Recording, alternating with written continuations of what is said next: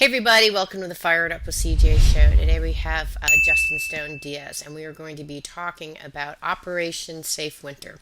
So welcome, Justin. Hey CJ, how are you today? So tell me a little bit about your organization and what you've been doing. Well, technically, it's a network. It's not really an organization. It began out of the grassroots efforts of Occupy Wall Street and what's become to known as the Anonymous Network. Mhm. And so, just basically people online coming together around a social cause. And so, a group of us who were activists, many of us were homeless, some of our friends were. Mhm. And as Occupy Wall Street left the park, a lot of our friends and loved ones were still on the streets.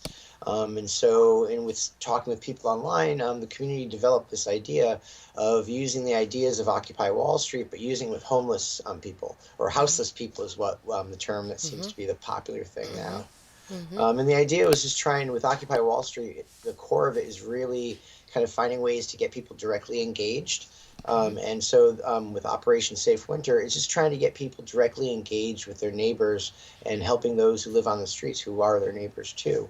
Okay. So it's just really about direct engagement. Okay, so it's people within a particular neighborhood engaging with potentially homeless people that are in their neighborhood and finding ways.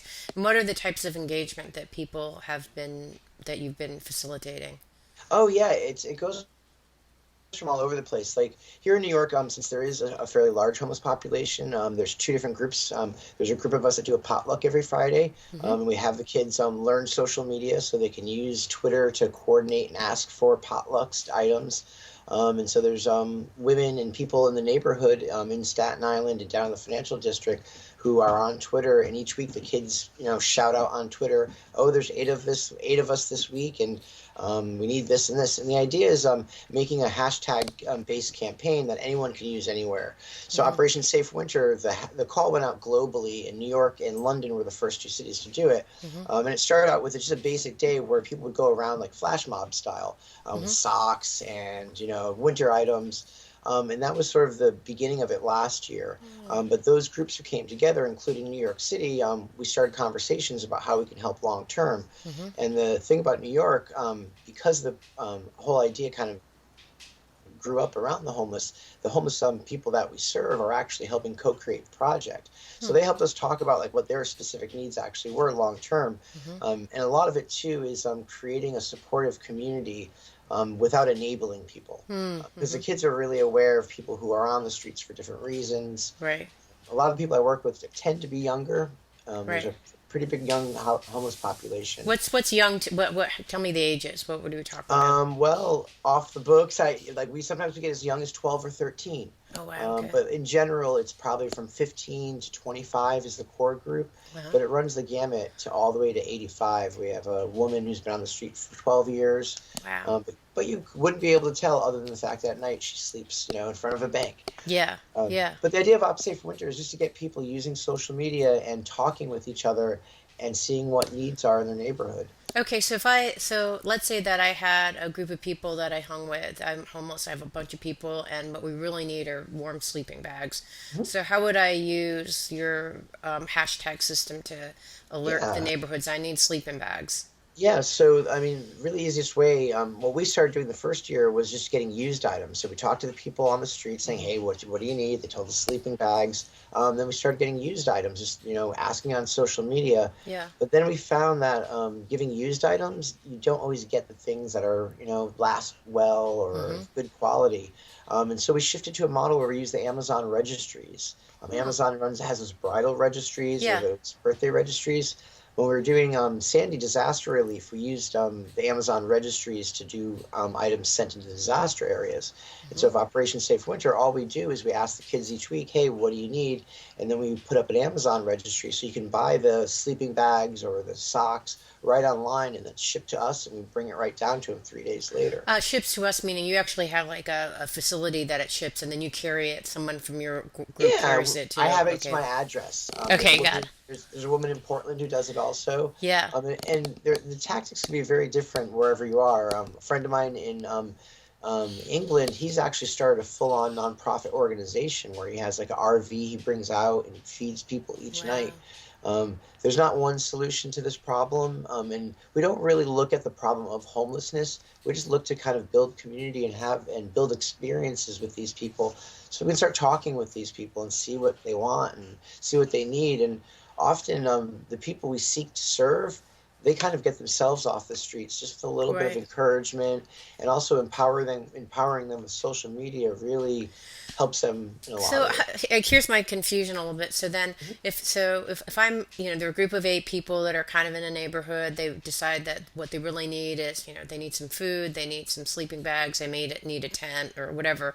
Then I would actually go to social media and then put in my You put items to who? To Well, you? the idea is this, that you just use the hashtag opsafewinter. If you go on Okay. Twitter right now and you Uh-huh. search for that hashtag, you'll see in about 6 different cities there's different neighbors using this Ah, hashtag.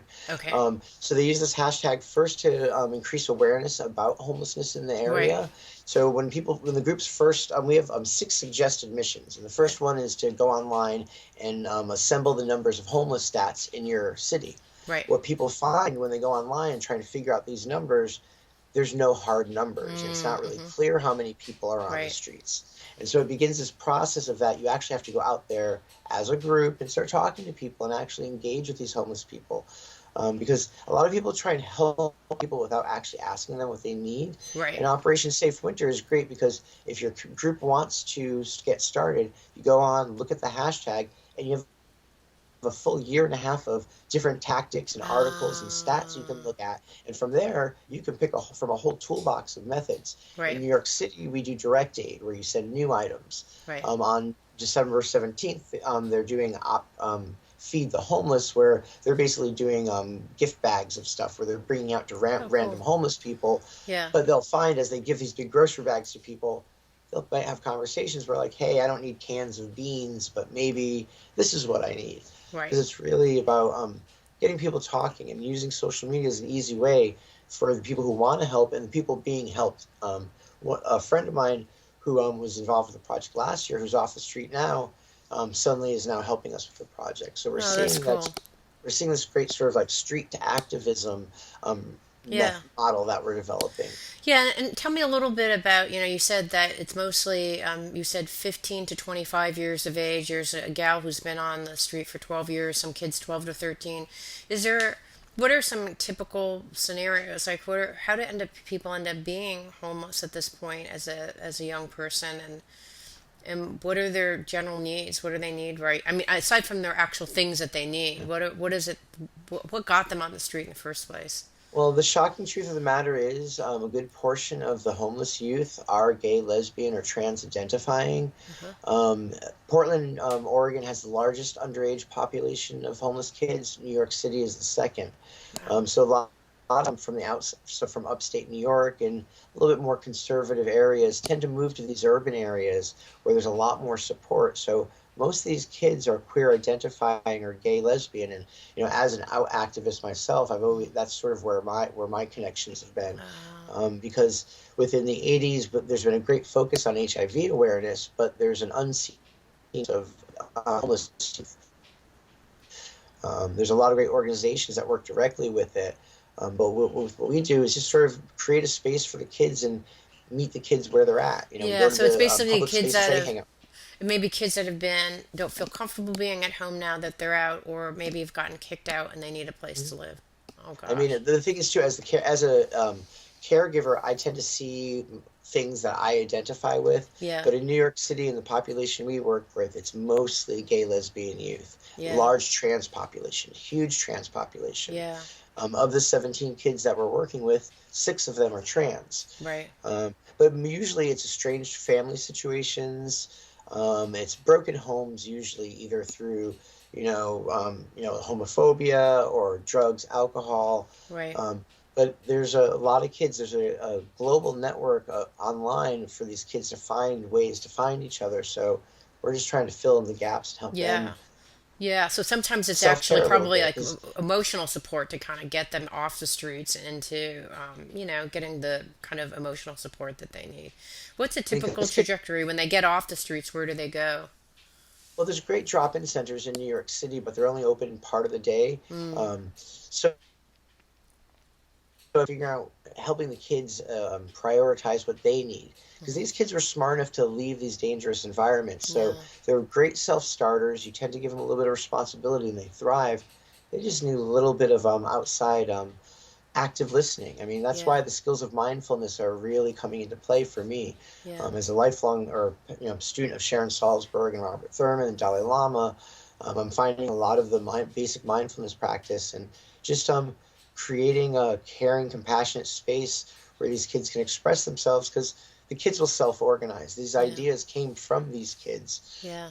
So a lot of it is just creating an emotional space for them that if they do feel comfortable, they're able to. A lot Yeah. of these kids, they never really open up about this stuff, but we hear through them connecting with other people, with the other kids that come to the project, that progress is made. And Yeah. also giving these kids a sense of continuity, that there's people that do check on them. Every Wednesday, there's a group of us that go out and check on the 17 kids. If we haven't Yeah. heard of them, we ask about them.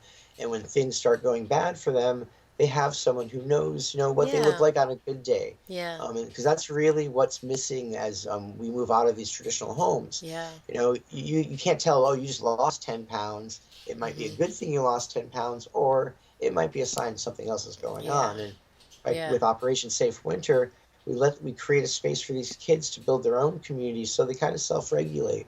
So the just active listening and emotional support, and allow to do it themselves. And Yeah. the only real asset we tend to bring in is languaging and resources, and not much resources. We kind of demonstrate like how to do it, and the kids are able to replicate it Yeah. themselves. So, how would someone get involved if they wanted to either donate to the registry or, just get involved and talk to some of the people in their neighborhood? What would be the best way? So, you go over to Twitter, Twitter, safe, Facebook both have active communities on yeah. them. And I Just type in use op safe winter, and then I'd Yep. find kind of what's going on, where to go, and what to do next.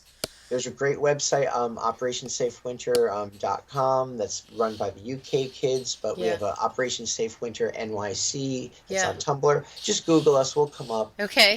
But the best way is through that Okay. hashtag OpSafeWinter. And then you'll be able to see what's going on. And we really encourage you to examine the project and the ideas for yourself, because you may not want to work under our banner, but Operation Safe Winter is just trying to get you to take the next step. And if you really want to help these people, go meet them. Don't Yeah. don't just sit at your computer and